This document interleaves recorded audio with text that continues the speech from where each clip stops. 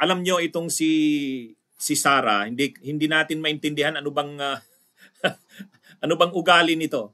Alam nyo, spoiled talaga ito eh. Spoiled.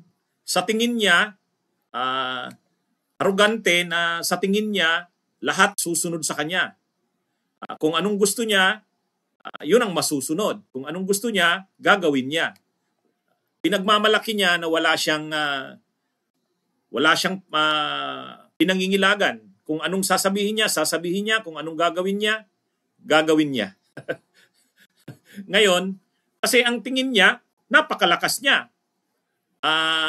Napakalakas niya na siya ang posibleng maging presidente sa 2028. Lahat susunod sa kanya, lahat titiklop sa kanya. Nakikita niya yan sa mga kongresista na hindi siya matanong-tanong, na lahat parang sumusunod sa kanya. Dahil ang iniisip ng mga kongresista, pare-pareho sila mga trapo, ang iniisip nila, wag nating i-offend si Sara. Yan ang susunod na presidente sa 2028. Ang paniwala ni Sara, malakas siya. Sino ba naman ang babangga sa kanya? Sino pa naman ang posibleng lumaban sa kanya? Yun ang paniniwala niya. Kaya ang tingin niya, wala naman. Halimbawa, yung issue tungkol sa China, ang ibang politiko, tulad ng mga kasamahan ng kanyang ama sa partido, tulad ni Bato, ni Bongo, Tolentino, conscious sila sa public opinion. Conscious sila sa public opinion. Kasi alam nila na napakalakas ngayon ng anti-China sentiment, lalo na sa mga pinagagawa ng China ngayon. Kahit ang Malacanang, nagiging conscious sa sentimento ng mamamayan. Halimbawa, nung naglagay ang China ng mga floating barriers at nanawagan tayo na dapat tanggalin yan ng Coast Guard. Dapat tanggalin yan kasi pagkaganyan para tayong iniinsulto at pinaglalaruan. Pag hindi natin tinanggal yan, para tayong natakot. Lalo tayong ibubuli niyan. Salamat naman dahil sa ating opinyon, hindi naman dahil sa atin lang, kundi yun talaga yung gusto ng mamamayan. Kaya sa bandang huli, ginawa ng Administrasyong Marcos yung nararapat. Tinanggal yung mga floating barriers. So ang Administrasyong Marcos, conscious sa opinyon ng publiko. Lalo pa ngayon, na sa mga survey, kapwa yung publikos at saka yung Okta, bumababa ang trust rating at approval rating ni Marcos Jr. Si Marcos conscious sa ganon. Kaya kahit yung ibang mga politiko, lalo sila Bato, sila Bongo, kaya nga si Bato, nagiging topic natin lagi, sabi natin itong si Bato, paepal, madrama. Bakit? Kasi alam naman nating maka-China si Bato. Pero nitong nakaraang mga araw, si Bato, medyo dumidistansya sa China. Siyempre, kailangan niyang manalo sa 2025. Kaya nung isang araw sabi ni Bato, ako malakas pa ako, 61 years old ako, kaya ko pang lumaban sa West Philippine Sea. Tapos nung naman, sabi ni Bato, wala na, hindi na pwede yung mga diplomatic protest. I'm tired and sick of diplomatic protest. Yun. Mayabang si Bato. Pero, kumbaga si Bato, ginagawa niya yan kasi nga, conscious siya sa opinyong publiko. Walang problema kay Robin Hood Padilla. Kasi si Robin Hood Padilla, hindi naman magre-re-election eh. Itong si Sara Duterte, tama po yung observation mo, Kabunyuglin Sayaang, display of power ni Sara yan. Mayabang. Mayabang. Tingnan nyo yung kahit yung mga statements niya tungkol dun sa paggastos ng confidential funds na 125 million, kahit grabe na ang baklas, ano pa rin si Sara, sabi niya, so what? Parang ganito. Ano kung ginastos ko yon ng budget naman yan ng opisina ko. Gagastusin namin yun kung paano namin gustong gastusin. Ganun ka ganun ka arrogante, ganun ka spoiled. Parang wala siyang pangilagan. Kaya pagdating dito, kahit tayo na mamamayang Pilipino ay nagkakaisa na sa pagkukundi na sa China, si Sara Duterte hindi. Ano pa rin? Naglabas ng statement. Nauna-unang naglabas, September 21 pa lang, iplinay na, kumakalat na sa social media. Yung statement niya, alam niyo kung anong laman ng statement niya? Hangad niya ang patuloy at lalong paglawak ng relasyon ng China at Pilipinas. Habang tayo ay nangangalaiti sa China, habang tayo ay galit na galit sa China, ito namang si Sara, ang laman ng kanyang statement ay binabati niya ang China sa pagdiriwang nito ng ika-74th founding anniversary at hangad niya ang lalong paglawak ng relasyon ng China sa edukasyon, sa trade, sa investment. Wow!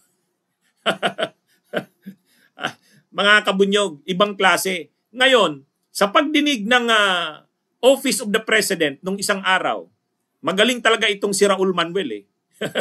Sabi ni Raul Manuel kay Erwin Tulfo, sabi ni Erwin Tulfo, ay ni Raul Manuel kay Erwin Tulfo, kasi si Tulfo yung nag-defend ng budget ng OP. Tinanong niya, habang dinidepensa ni Erwin Tulfo yung budget ng OP, tinanong ni Raul Manuel, sabi, Mr. Sponsor, Honorable Sponsor, Mr. Speaker, will the Honorable Sponsor confirm or does the Office of the President support or share the same sentiment as what was contained in the statement of the Vice President greeting on her message to China's founding anniversary, 74th founding anniversary. So tinanong si Tulfo ng ganon. Sabi ni Tulfo, the Office of the President, the Malacanang Palace does not share the same sentiment. Ano ba yung balita sa CNN? Eksaktuhin natin.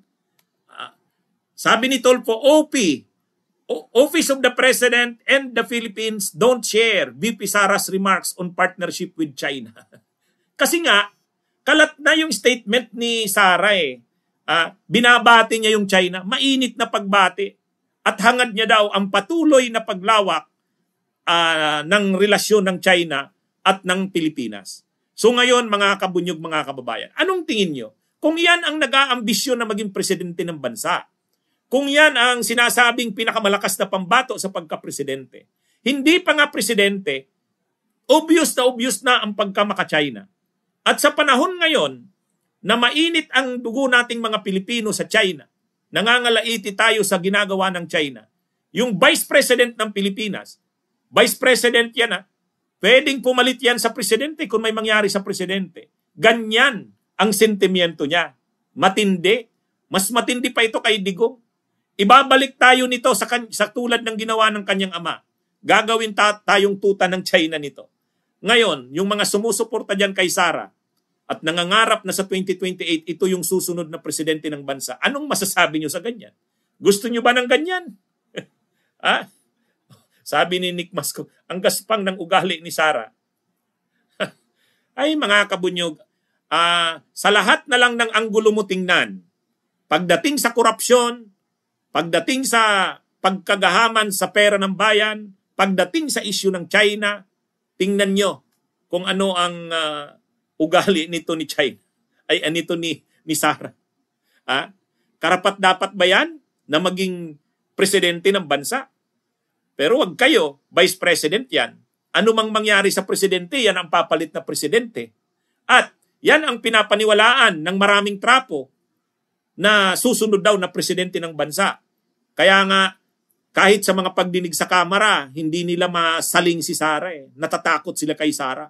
Kasi ito yung malakas na pambato sa 2028 daw. Ngayon, mga kabunyog, mga kababayan, kung ganyan ang vice-presidente na anumang oras ay pwedeng maging presidente kung may mangyari sa presidente. At yan ang sinasabing malakas na pambato daw ng mga trapong politiko sa eleksyon sa 2028. Ano na kaya ang mangyari sa bansa natin? Huwag naman po sana. Magising naman po sana tayo, mga kabunyog, mga kababayan. Bunyog, bunyog, halikan na kasama ka. Bunyog, kapag buklod ay may pag-asa. Luzon, Visayas, Mindanao, isa ang pananaw. Sa bagong Pilipinas ang bunyog isisigaw. Bunyog, bunyog, bunyog. inyo.